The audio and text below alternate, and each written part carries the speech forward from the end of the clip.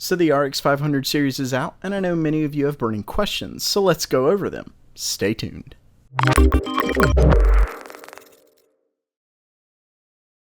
Welcome back to GamerMeld. Well, it's here. The long-rumored RX 500 series embargo has been lifted, and it's pretty much exactly what everyone thought. A refresh of the current Polaris 10 400 series cards. Now, as people have said, that's not necessarily a bad thing, and there is a performance boost. So, the whole new line of cards brings a ton of new questions, and since the news mostly revolves around the cards, my aim today is in helping you answer some of the big ones, including ultimately whether you should buy or not. So the first question is, well, Vega? No, the RX 500 cards are not Vega. I know most of you understand that, but not everyone does. So if you're looking for a 1080 Ti killer, these aren't the cards you're looking for. Vega is rumored to be coming sometime next month, but it hasn't been confirmed. The second question, should you upgrade?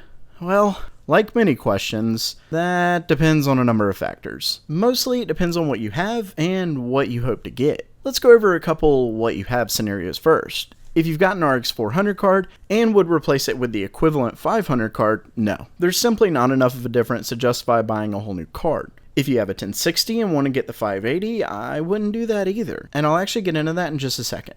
Now, if you have a lower tier 400 card, or if you own a 300 or earlier card, it's certainly an option. Next is more for first time buyers and answers based on what you hope to get out of your new GPU.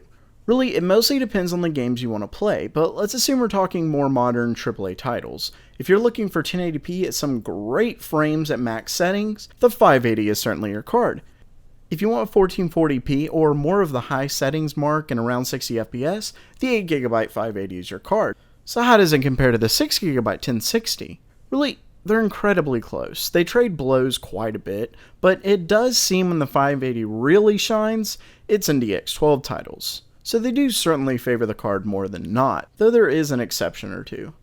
So you may be wondering why I randomly said the 8GB and 6GB. Really, the 4GB should be fine, but the 1063GB really fell in a couple that seem to point to the limitations of the amount of memory it carries. I mean, it even saw the 1050 beat it out in a couple titles.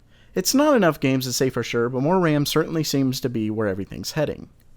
So what about the 570? If you want quite a bit of games that run above 60 FPS at 1080p in a great sub $200 market, the 570 can definitely do that for you. Don't expect it in all games forever, but with some settings lowered, it can certainly hold its own. The 560 isn't anything to scoff at either. Here you can see the differences between the 460 and 470. Obviously, these are more cherry-picked games, but really the RX line is a fantastic price to performance group of GPUs. Lastly is the RX 550, and it's actually not a bad idea. A ton of CPUs don't include integrated graphics today, but not everyone cares about the newest best games, especially those who specifically play one or two popular yet older games like World of Warcraft and pretty much any of the esports games. This is where the 550 comes in. Now, I always suggest trying to get as high as you can on your GPU, but if you literally only play one or two games that run well on the card, that's not really a reason to spend more. The final question is which one? 400 or 500 series cards? So these questions aren't always the easiest to answer, but I'm going to try my best. Lucky for us, most of the specs between the two are pretty equal when going from manufacturer to manufacturer. For example, most have the same coolers, same design, same just about everything. The difference usually boils down to the clocks, as we know going from the 400 to 500 gives us a boost in frequency. Another cool difference is the Radeon Chill in the 500 series. This lets you set a maximum frame rate for some less demanding games so the card doesn't work as hard when, let's say, your monitor can't go higher anyway.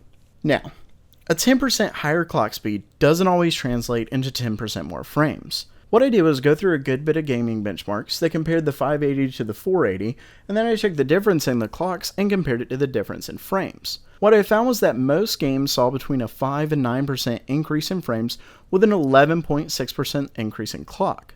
A few were very little, with one even losing performance, though that was one game and was certainly an issue with the brand new drivers. Then some actually went quite a bit over 10%. The fact that the two cards are identical in most every way, including the architecture itself, helps. There are a couple of small exceptions to this. The 570 has a slightly faster memory clock from 6.6 gigabits per second to 7 gigabits per second, and the 560 is actually a different Polaris chip with 1024 cores over the 895 of the 460.